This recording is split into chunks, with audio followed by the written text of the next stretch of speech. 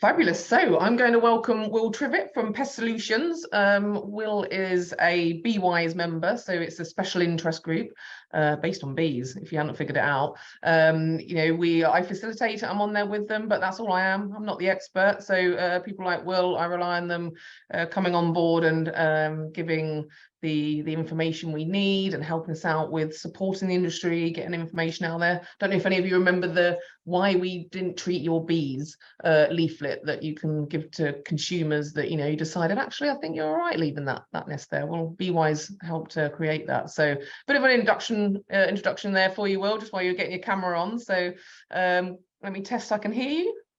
Yeah. Fabulous. There you are. Good stuff. I'll leave you to it and let's talk about bees. Okay, just share my screen. Right, I'll just stay here verbally until you've got it up and I'll let you know when it's there. Can you see the button, share screen button? Yeah. Great.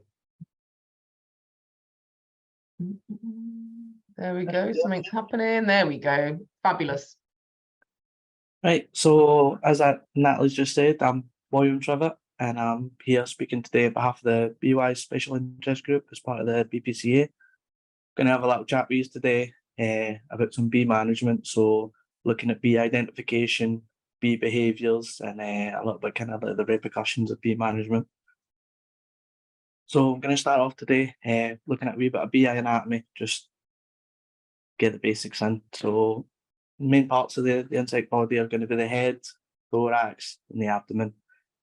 Secondary features, I would say, is you're looking at the antenna, the stinger, which is down here on the end of the abdomen. And then these colorations here on the abdomen as well. So you've got that kind of typical bee, wasp, yellow, black patterning.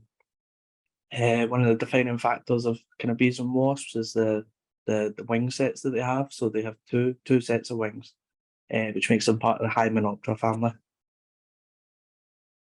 So Hymenoptera are a large order of insects that encapsulates wasps, bees, sawflies, and ants as well. There are over 150,000 living species of Hymenoptera today.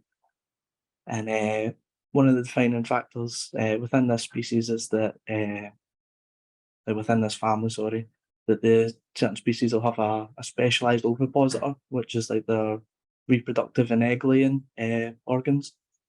So you can see this with bees and wasps. The ovipositor actually develops itself into that stinger that they have. Also, as part of the features of Hymenoptera, they go through a complete metamorphosis. So similar to like butterflies and moths, they have that sort of larval stage, pupal stage, and then complete metamorphosis into a fully fledged adult, fully developed adult. So we'll start here. I can show you the earlier stages. You have sort of the egg here as a sort of like side-on view within the hive cells. So you'll see in this first part here, there's the egg, so that'll be laid in there by the queen, and it will develop kind of within a few days up into the larval stage. The workers will then produce a diet of this, like worker jelly or royal jelly, depending on the role of the developing larva, and they'll feed on that to then develop into the pupal stage. Once they get into the pupal stage, the cell will be closed over by the other workers and left to develop into a fully fledged bee. So we can see here that there's kind of the main differences between the worker and the queen. So the diet that they're given, that royal jelly or the worker jelly, helps develop certain parts of the developing cell, the pupa, into what role it will become as an adult. One of the kind of most identifying factors between a queen and a worker is the size of the abdomen. So this part of the back here, the abdomen's normally about 2 or 3 times larger than that of a worker on a queen. So what you can see here in this picture, you'll see this is a kind of top-down view of one of those cells. So you'll see the sort of creamy substance, that's the jelly. And this sort of circular part here you can maybe see is the larvae itself, just kind of encased within that jelly, just so it can feed amongst it. Normally you'll get your 3 types of bees within a hive. So you'll have your queen, your workers, and your drones. Queen's job, she travels around the hive, around these cells, and lays the eggs within them. The workers will then come along, feed, maintain these cells while the larvae develops. Workers have other roles as well, so they maintain the hive, so they make sure everything's nice and clean. They go out, they collect the pollen, and they do all the other roles within the hive as well. Final ones, the drones. These are purely a reproductive role within the hive. Drones will come out at times of the year where the reproductive season, and they can travel. So they'll leave the hive, travel to other nests and meet with other queens, and exchange kind of genetic information by mating. So life in a colony is perennial, so they're only really active for like part of the year. So normally you'll find that's kind of the majority of your summer here. That's when you'll get a lot of your kind of bee and hymenoptera activity, so your ants and your wasps as well.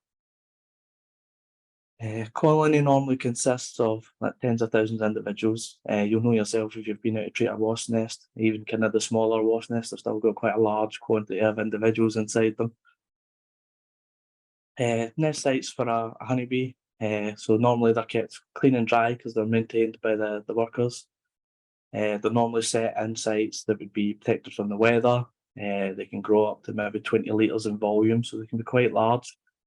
Nest entrances are normally set at maybe about 3 metres above ground, so that's normally kind of above, that's well above head height for most people, and it's kind of normally out with the working height of most people as well.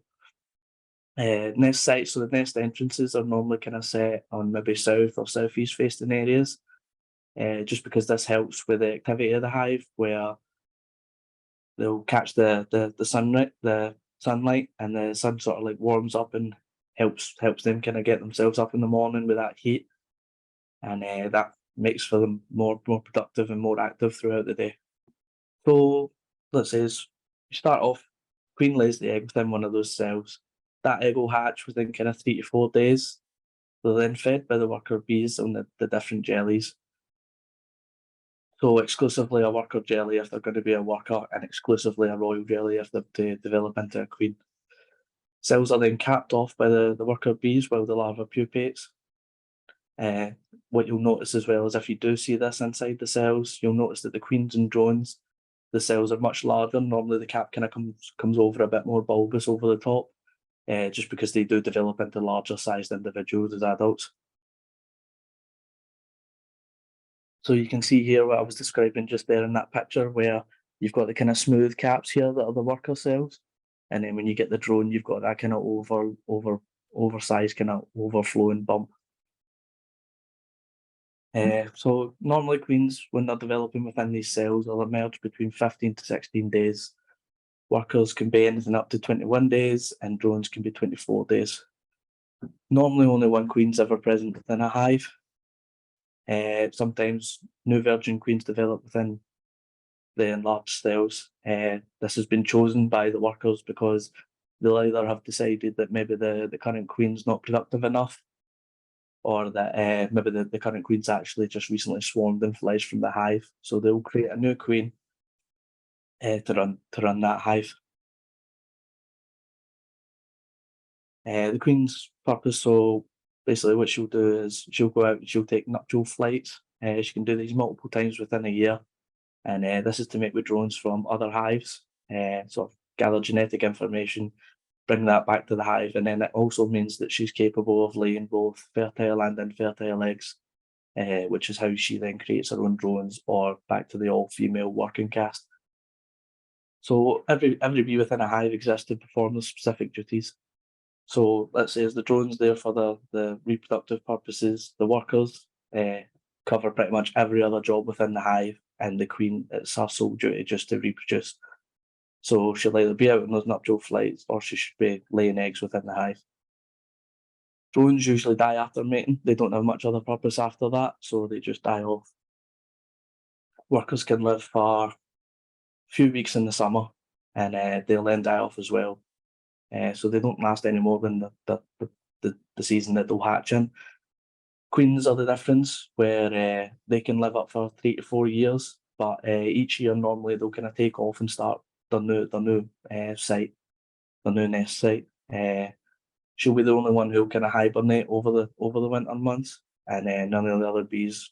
Some of them can maybe stay to like try and keep her warm and stuff, but normally it's just her who kind of survives on through.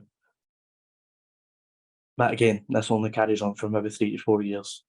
After that 4-year period, that's when the workers maybe decide that she's maybe becoming less productive or she's getting too old, and they'll start producing a new queen. So some key bee behaviours, especially for identification, you can look at the flight patterns. So bees have quite an indirect flight path where they sort of kind of bumble and circle around. This is quite kind of different when you compare it to maybe like the likes of wasps that have a very direct flight path and just straight in and out, getting to where they're going to go. Honeybees as well, like they'll have a designated flight path, although it maybe not be direct, it is a set path that's being communicated amongst them.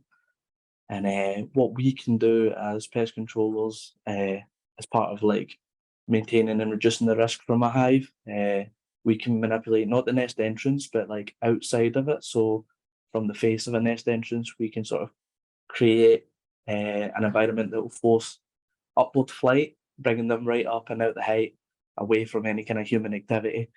And that kind of reduces a lot of the risk or any kind of bad attention that maybe be around the bees in that area.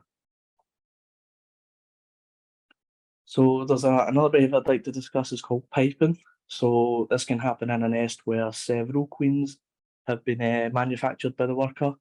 So several queens are emerge, and they then only one of them is kind of normally present within the hive. So in order to decide who it is that's going to run the hive, they sort of combat with each other, and only one kind of queen will be left remaining.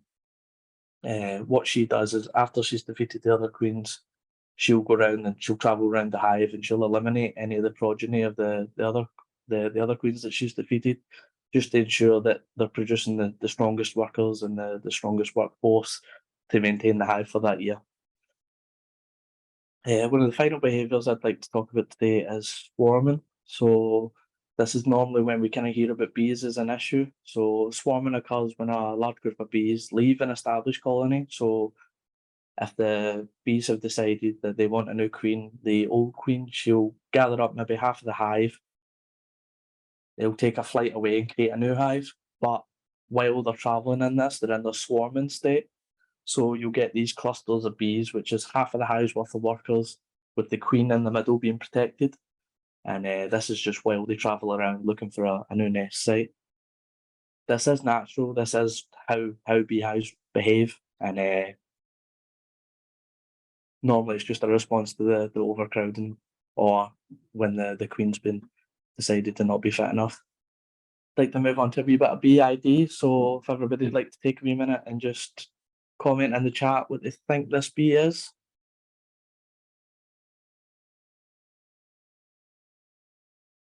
Yeah, so definitely I would agree with most of you there that it's definitely a bumblebee. Possibly the buff-tailed, possibly maybe an early bumblebee.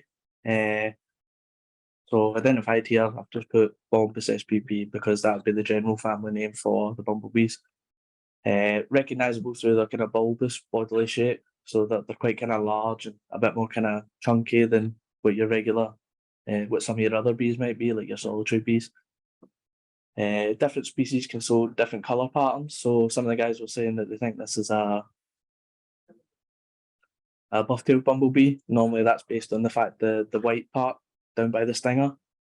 You do get that sort of in various different shades and combinations that normally you can see. I've got a wee diagram here, so you'll see there's a couple different patterns you can get with the white tail that help us identify, but definitely going by the sort of shape and size of this, we can tell for sure that it's a bumblebee. If anybody wants to take a wee go at this.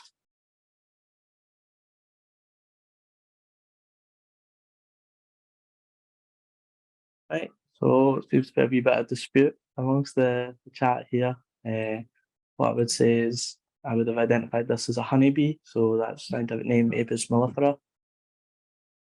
These are the type of bees that you'll get people like farming and cultivating by themselves for honey and wax and as a hobby. So identifiable by the sort of hairy eyes, flattened hind segments, so that's where the pollen bags and stuff are. Colour patterns on the abdomen, so they have this sort of uniform, sort of segmented yellow, black, of sort of similar size. When you look at the sort of joining segment between the abdomen and the thorax, there's no kind of obvious thinning of it, which is kind of key factor I would use in identifying it when comparing it to wasps. And they're covered in hair, so unlike wasp species, which tend to be kind of less hairy, your honeybees here are kind of covered in it up head to toe. Another one here. I think most people in chat will have seen this before.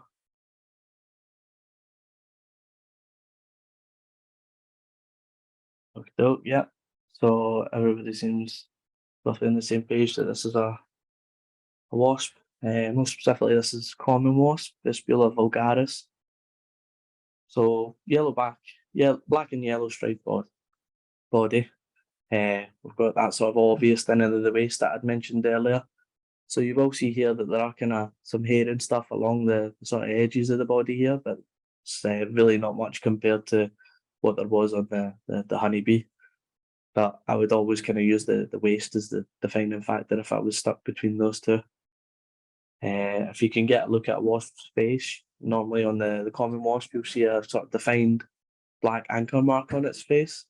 But that's normally how we would tell the difference between different wasp species, is by looking at those facial patterns. So you'll see there's a couple of different patterns here, and that would help you sort of identify the different species of wasps that you may be working with.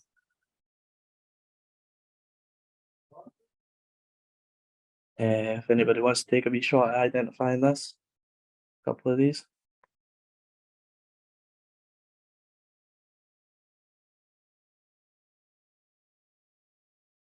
Okay, so again, another wee bit of dispute, but quite a few people guessed correctly. These are hoverflies from the family Syrphidae. These are just different species of hoverfly, but as you can see, they're sort of well designed and evolved to look much like our hymenopteran species of wasp and bumblebee. A couple of the identifying factors on this would be these are definitely flies, so that means they only have 2 wings, so 1 pair. If you can look at the eye segments as well, the eyes are almost kind of touching or can be touching, which is a good indicator that it's a fly. The leg position as well, especially most noted on the one in the picture on the left. You can see those legs are like firmly planted facing forward, and when they tend to see that kind of leg positioning with hymenopteran species. So this example here, let's say, is quite difficult to tell because looking at the obvious colorations and a lot of the other factors I've used to describe them, you could easily confuse these to be wasps and bees.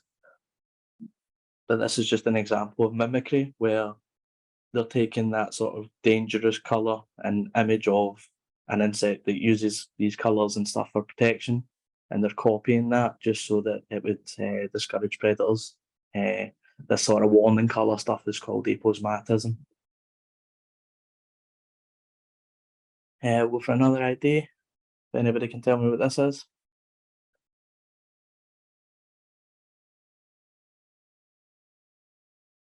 Everybody seems quite confident that that's a hornet. I can confirm it is the Asian hornet, or the Asian giant hornet. Vespa velutina. Normal identifying factors I would use for this would be the yellow socks. So the tarsa and metatarsa at the end of the legs, I've got this solid yellow colour. They've got quite a dark colour when compared to other wasps and bees of that size and form.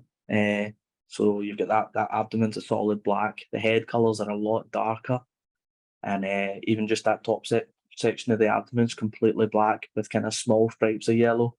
but it's mostly kind of this darker colour. One of the big identifying factors, one of the reasons it's called the Asian giant hornet, is they are quite large. They are between 40 to 60 centimetres, which is a lot larger than your common wasps or even other species of hornet. As far as I know, well, I'm from up in Scotland just now, so I don't see a lot of these ever, but there's been confirmed sightings of them in Dover and Dorset. If anybody wants to go ahead and have a look at this one.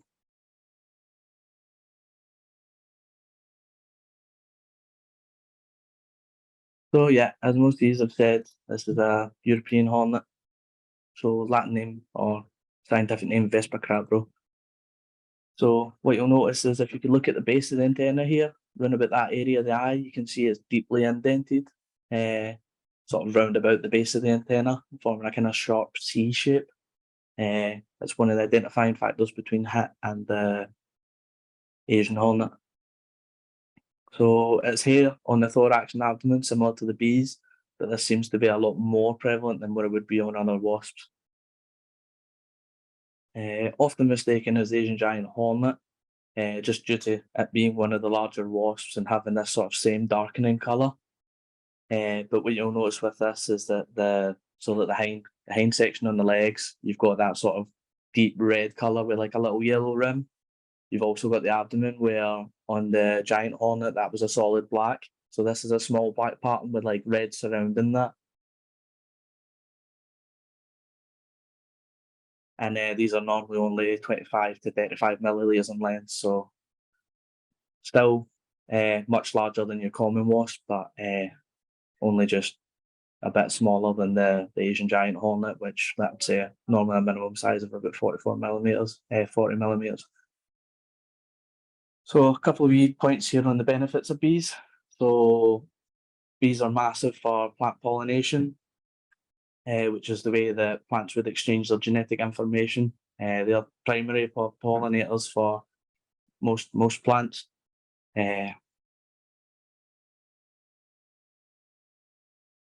We'll then kind of go into talking about food production. So food production is increased by the pollination of the plants. So it's been said that the fruits of fruiting bodies and trees and vegetables are benefited.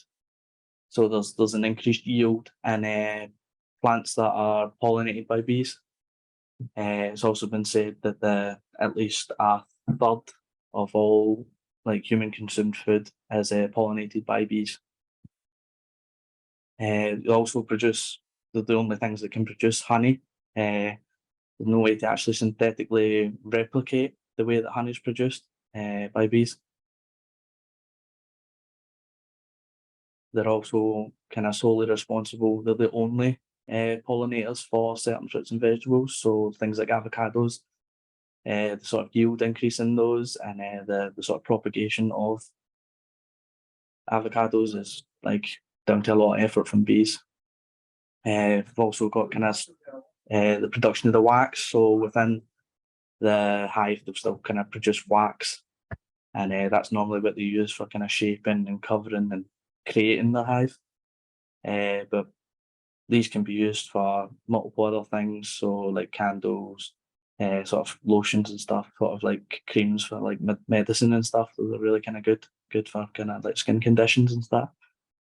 And then they're also like massive ecosystem engineers, so they contribute massively to each ecosystem that they're in. I think there are 250 species roughly within the UK, and that's just bees. So they contribute massively to biodiversity, as well as facilitating further biodiversity by pollinating the plants and encouraging the growth of other insects.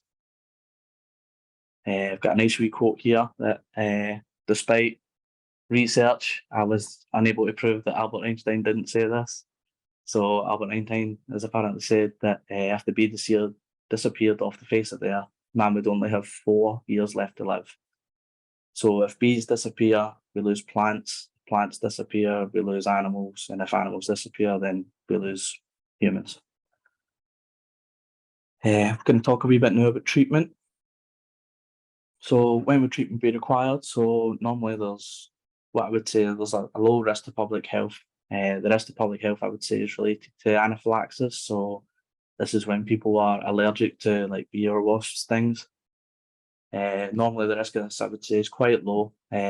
Normally if people are allergic, they know they're allergic, but there is the small chance that you can become allergic as well. So as long as people are aware of this, we can manage this as a risk.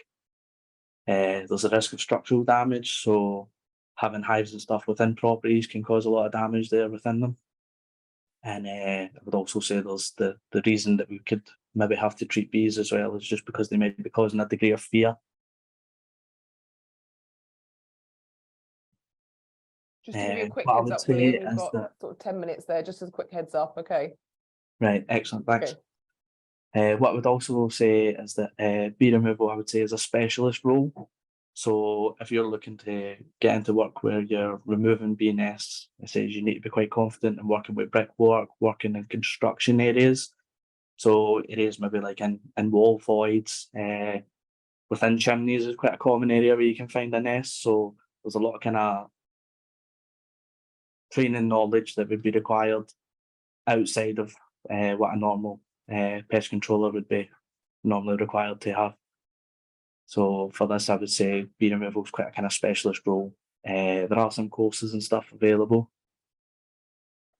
I've put a wee link to some there if anybody was interested in that. How else can we handle this? So even if we're removing the bee nest, we need someone to take it. It can't just be kind of tossed away, or it needs to be handled responsibly.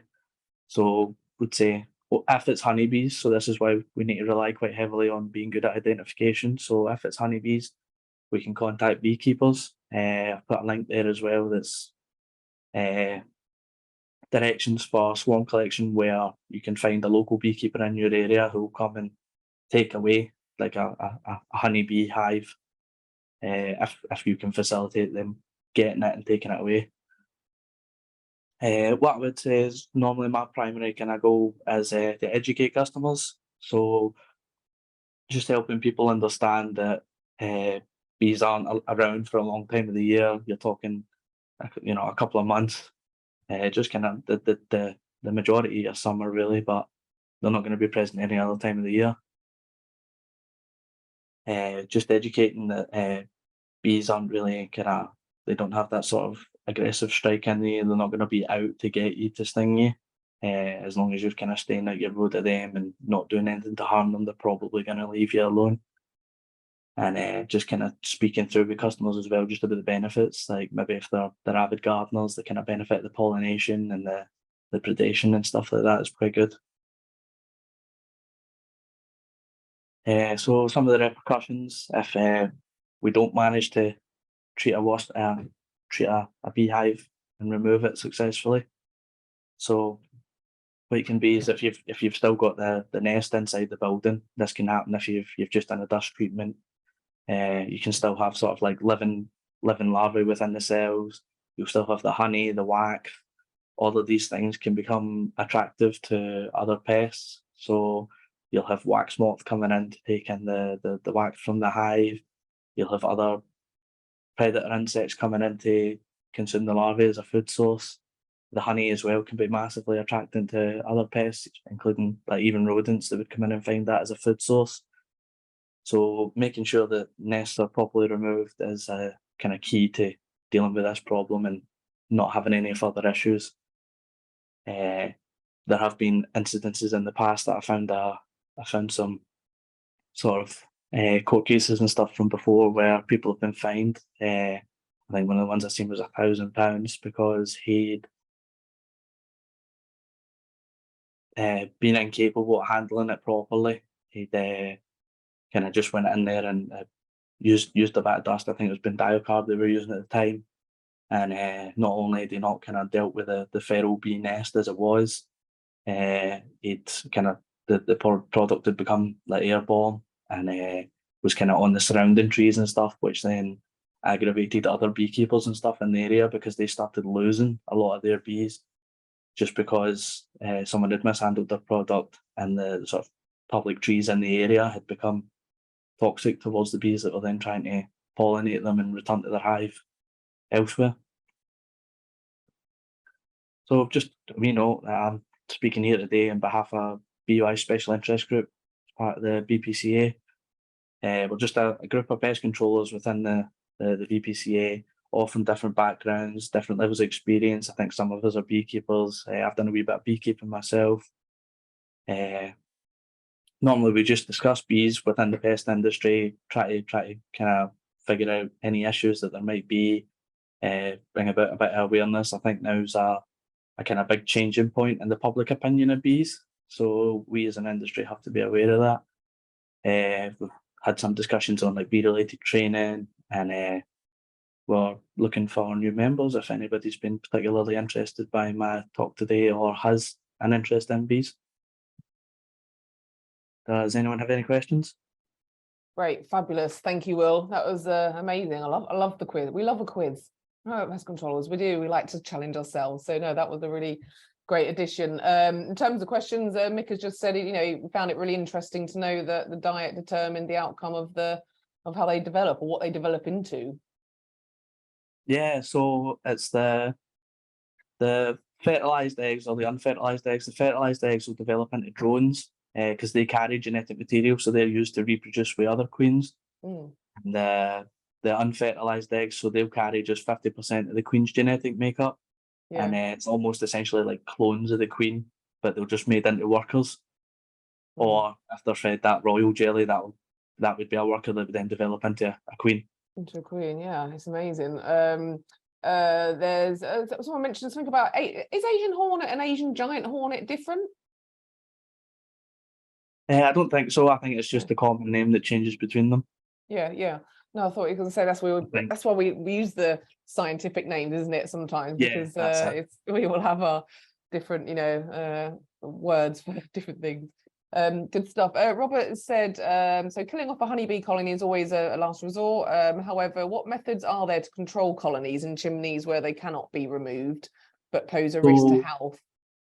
Normally, what I would recommend is that if you can't move it, like I was saying earlier, there's maybe ways of manipulating the nest entrances and things just to direct the bees away from human activity where they're going to be less of an issue.